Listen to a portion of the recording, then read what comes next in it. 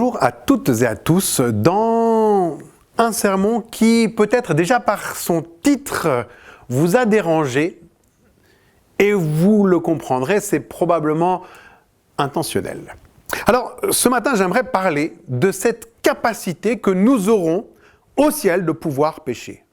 Et je maintiens ma phrase dès le début et nous pourrons peut-être en discuter, alors n'hésitez pas pour ceux qui ne seront pas convaincus de cette phrase à la fin du sermon, de pouvoir échanger avec moi dans le chat qui est en dessous de cette vidéo. Nous pourrons avoir des échanges conviviaux par rapport à cela. Alors, nous commençons par cette compréhension qui va nous emmener un peu partout dans le texte. Alors, nous pourrons pécher au ciel. Commençons par un premier texte qui va nous parler de ce ciel, de cette nouvelle terre, de cette création, nouvelle création. Nous sommes ici au chapitre 8 de Romains et les choses vont aller vite parce que je n'ai pas envie de passer trop de temps dans les arguments, etc. Donc Romains au chapitre 8, verset 21 nous dit ceci. « La création sera affranchie de la servitude, de la corruption pour avoir part à la liberté de la gloire des enfants de Dieu. » Nous insistons ici sur la liberté de la gloire, c'est-à-dire plus d'esclavage au péché, mais une liberté positive de vivre le bien. Je continue avec un autre texte qui se trouve dans 2 Corinthiens au chapitre 3 et verset 17, important. Là où est l'Esprit du Seigneur, là est la liberté. Tout commence dans un beau jardin. En Genèse au chapitre 1 ou Genèse plutôt au chapitre 2, où ce qui va faire la définition de l'humanité, c'est certes l'image de l'homme vis-à-vis de Dieu, dans cette capacité spirituelle, mais aussi dans cette capacité physique de revivre les sens. Mais ce qui va faire la particularité de l'homme, c'est un arbre. Un arbre qui est là pour définir le bien et le mal. Et un choix qui est proposé à l'être humain.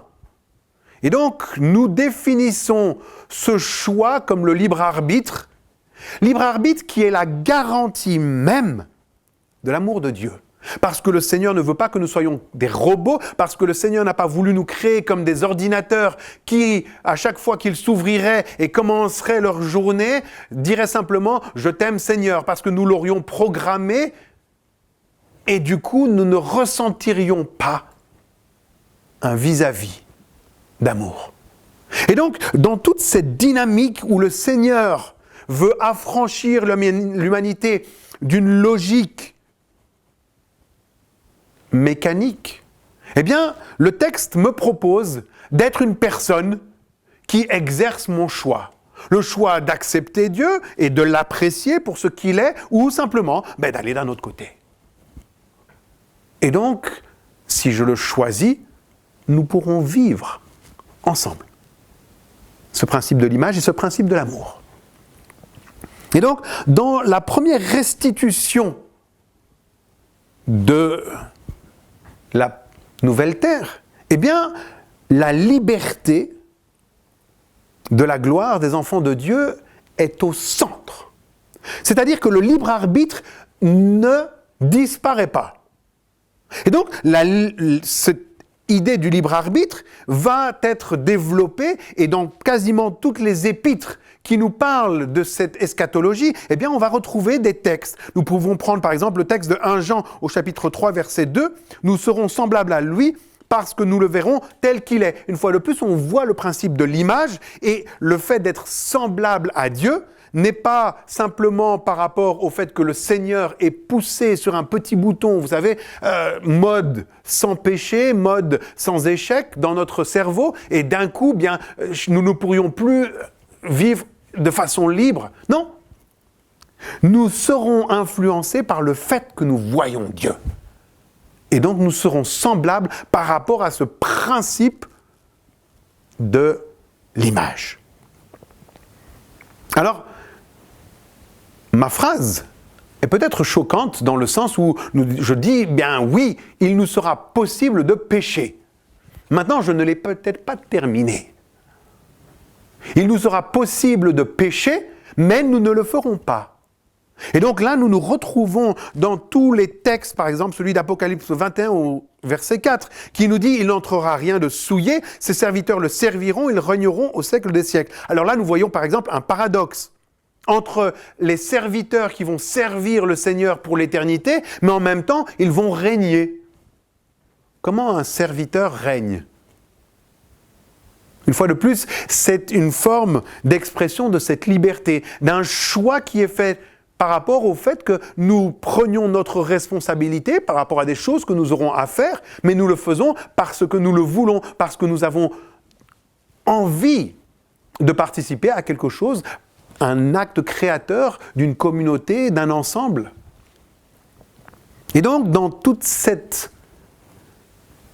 idée, il est très intéressant de voir que le plan de Dieu, un Dieu qui est immuable, un Dieu qui est éternel, qui ne change pas, eh bien, l'idée n'est pas dans ce que l'on pourrait voir la glorification d'un Corinthiens 15 comme étant une transformation qui me permet de ne plus pécher parce que, eh bien, le Seigneur m'a transformé et du coup, ben voilà, je suis redevenu comme un robot. Non. Mais avant tout parce que j'applique dans ma liberté cette volonté de ne plus le faire. Parce que j'aurais fait toute cette expérience, parce que le Seigneur a permis que la terre soit un laboratoire de recherche sur la notion de péché, parce que le Seigneur a permis à l'humanité, mais pas que à l'humanité, aussi à l'univers, de comprendre l'implication de ce qu'est le péché, de pouvoir voir que à la fin, la finalité en fait, d'une simple volonté bien de prendre un fruit, ce n'est qu'un fruit. La mort pour un fruit. Quel père ferait cela? Quelle mère? Mon fils, si tu prends cette noisette sur la table, tu mourras. Mais la finalité donc est celle de tout désharmoniser le plan de Dieu, ou à la fin, nous voulons simplement tuer Dieu. Et donc, quand le Seigneur vient en chair et en os devant nous, nous faisons quoi? Nous le prenons parce qu'il dérange en voulant rétablir cette harmonie, et nous le mettons sur une croix. Voilà. La finalité du péché, elle est là. Et donc, dans toute cette démonstration de cela, le Seigneur est en train de me proposer un plan du salut. Or, le problème, c'est que le plan du salut, comme nous le concevons, et j'ai eu beaucoup de discussions dernièrement avec ces jeunes qui voyaient dans cette dynamique peut-être de la nouvelle terre une notion évidente. Et de me dire, mais qui ne voudrait pas de la vie éternelle? N'importe qui, même le plus grand des méchants, désire la vie éternelle. Certes, parce que nous concevons le plan du salut sur le plan de Jean 3,16. Car Dieu a tant aimé le monde qu'il a donné son Fils, etc., afin que quiconque croit en lui ne périsse pas, mais qu'il ait la vie éternelle. Sauf que ce plan-là n'est pas vraiment le plan du salut. Ce sont les conséquences du salut, ou les conséquences du péché. Le plan du salut, il n'est simplement lié qu'à la simple notion du péché.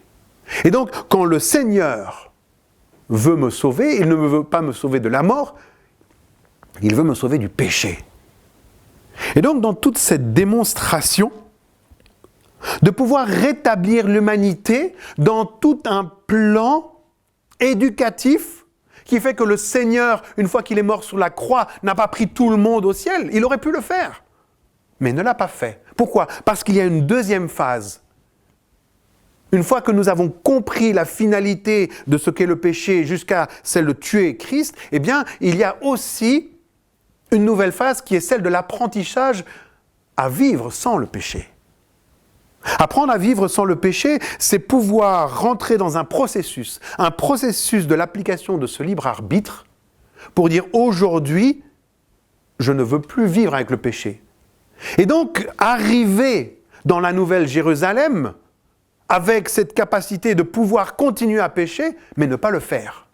C'est-à-dire que nous aurons vécu donc ce laboratoire, et parce que l'exemple de la terre aura été si horrible, pour l'éternité, nous dirons, nous ne voulons pas retourner à ce que nous avons vécu une première fois.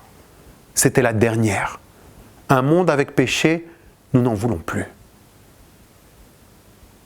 Alors, dans toute cette démonstration théologique, et j'espère que maintenant vous êtes avec moi par rapport à cette capacité de péché, mais nous ne l'appliquerons pas, bien sûr. L'application que nous avons pour nous aujourd'hui pourrait peut-être paraître très abstraite. Or, elle ne l'est pas. Parce que j'aimerais simplement prendre le texte d'Apocalypse, Apocalypse au chapitre 22. Apocalypse au chapitre 22 et verset 17. Nous avons vu toute la démonstration et j'aurais pu vous donner énormément de textes par rapport à cette liberté, par rapport à cette nouvelle terre. Une fois que l'Apocalypse a décrit dans les chapitres 20, 21, 22, ce millénium, cette nouvelle terre, cette installation, eh bien, le texte ne s'arrête pas là. Et le texte de Apocalypse 22, verset 17, nous dit ceci, « L'Esprit et la mariée disent, viens ». Que celui qui entend dise « viens », que celui qui a soif vienne, que celui qui veut prenne de l'eau de la vie gratuitement. Et donc, l'application que nous voyons ici est une application du présent. Alors que tous les textes descriptifs, et nous pourrions essentiellement citer Ézéchiel au chapitre 36. Ézéchiel au chapitre 36, 26, 27 nous parle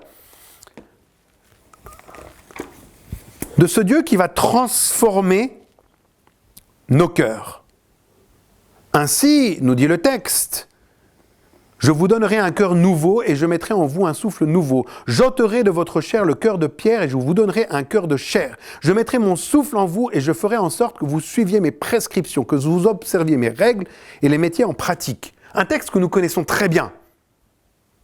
Nous voyons souvent la notion du cœur dans notre société contemporaine comme étant le cœur des sentiments. Or, dans la notion biblique, le cœur est le cœur de la raison, celle de la pensée, celle de la réflexion.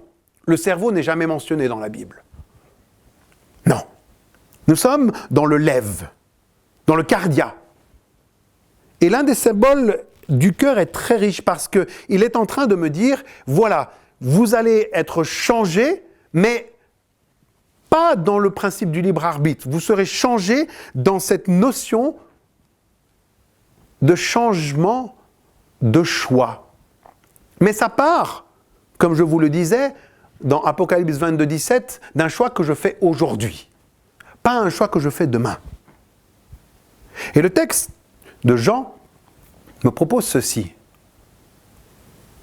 Si tu as envie de prendre part à ce monde sans péché, ce n'est pas demain, quand le Seigneur t'aura changé, que tu pourras faire les bons choix, si tu n'as pas déjà fait le choix initial aujourd'hui. Si tu veux l'eau de vie, ce n'est pas dans la nouvelle terre que tu la prendras, non. Tu fais le choix de le prendre aujourd'hui, comme dans Jean, quand le Seigneur rencontre cette femme, il lui propose l'eau, pas pour demain, il lui propose l'eau aujourd'hui. C'est un choix qui est là, qui est essentiel. Alors, quelle est son implication de ce choix ? Eh bien, c'est une implication de probablement ne pas me complaire. Vous savez, nous avons souvent tendance à accepter les petits péchés de notre vie, les imperfections de notre vie comme étant normales. Ou parfois, j'entends même des personnes qui me disent « profitons aujourd'hui parce que nous ne savons pas ce qui nous attend là-haut », comme si le monde à venir était un monde austère où la joie disparaîtrait. Mais si c'est le cas, vous comprenez que le problème par rapport à un choix du monde à venir n'est pas le fait d'avoir la vie éternelle. Certes, tout le monde voudrait la vie éternelle. Mais l'acceptation de l'harmonie divine.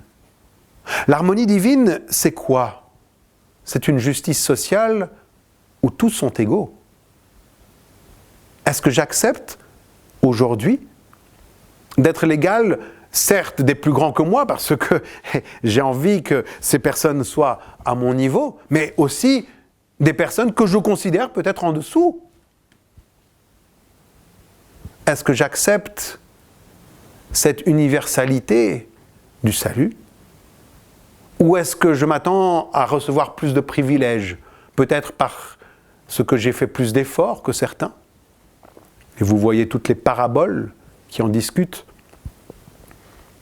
Le choix d'un monde à venir, c'est le choix de pouvoir verbaliser la notion de péché dans qui je suis aujourd'hui. Alors verbaliser n'est pas culpabiliser, et j'insiste là-dessus. Je ne suis pas en train de vous encourager à vous morfondre, je ne suis rien, je ne suis... Non. Mais au moins avoir cette honnêteté de dire, si je ne suis pas tempérant aujourd'hui, peut-être par rapport à certaines substances que je prends, des substances simples de la vie de tous les jours, mais qui ne sont pas bonnes pour ma santé, eh bien que j'ai le courage de dire, ce n'est pas bon. Et ne pas profiter de ces moments, autant profiter de mon chocolat aujourd'hui parce que au ciel, plus de chocolat. Non. Avoir la décence de pouvoir dire, bon voilà, oui, je suis en train de le prendre, ma faiblesse m'attire vers, mais je sais que ce n'est peut-être pas la meilleure chose. Et de pouvoir dire, oui, péché, ce n'est pas la meilleure chose. De pouvoir regarder à ma vie de tous les jours et de ne pas vouloir me justifier par rapport à mes colères, de ne pas vouloir justifier ma façon d'agir. Non. La verbalisation du péché, c'est une acceptation et une analyse raisonnable, comme le dit le texte, l'expression de l'esprit. Pouvoir dire, c'est bien, c'est mal, je veux m'améliorer. Dans cette analyse honnête de qui je suis, aujourd'hui, dans le choix que je fais, de dire, eh bien, j'attends un moment où la tentation ne sera plus là parce que le chocolat ne sera plus sur ma table, parce que le Seigneur aura effacé le chocolat, mais que je n'ai plus envie de le recréer, ce chocolat. Simplement, de faire ce choix aujourd'hui, de pouvoir dire à Dieu, eh bien, j'espère en quelque chose de meilleur. Et le royaume ne va pas commencer demain. Le royaume, il commence aujourd'hui. Parce que l'acceptation de l'eau de vie, c'est accepter de rentrer dans un processus de sanctification. Alors, ce sont des grands mots, de perfectionnement. Ce sont des mots peut-être très, très théologiques. Vous l'avez vu, aujourd'hui, je suis très théologique. Mais l'idée de perfection n'est pas une idée négative, n'est pas non plus une idée égocentrique. C'est simplement rentrer dans un processus d'acceptation de l'être et l'acceptation d'un monde à venir qui est meilleur.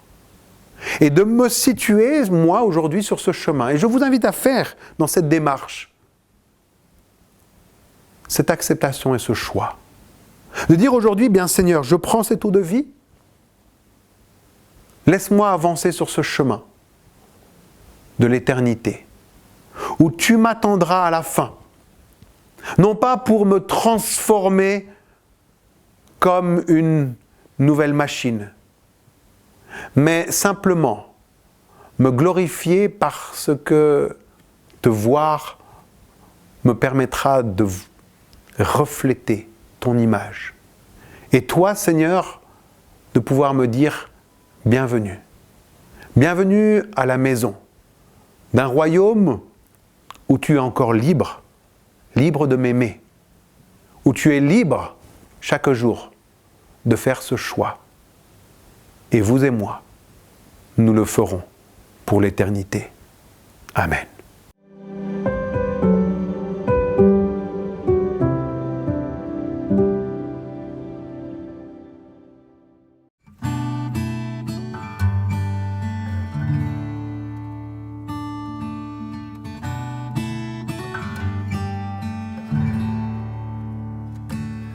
Tel que je suis sans rien à moi, sinon ton sang versé pour moi. et ta voix qui m'appelle. À toi, agneau de Dieu, je viens.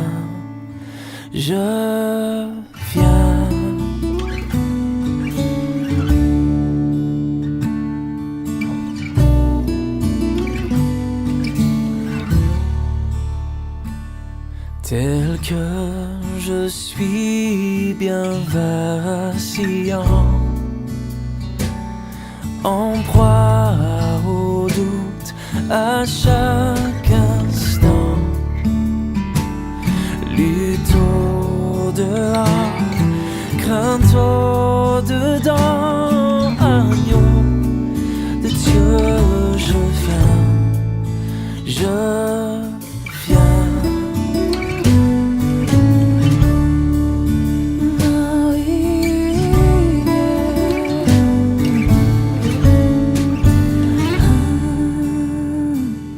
Tel que je suis, ton cœur est prêt à prendre le mien tel qu'il est, pour tout changer, sauveur parfait, agneau de Dieu, je viens.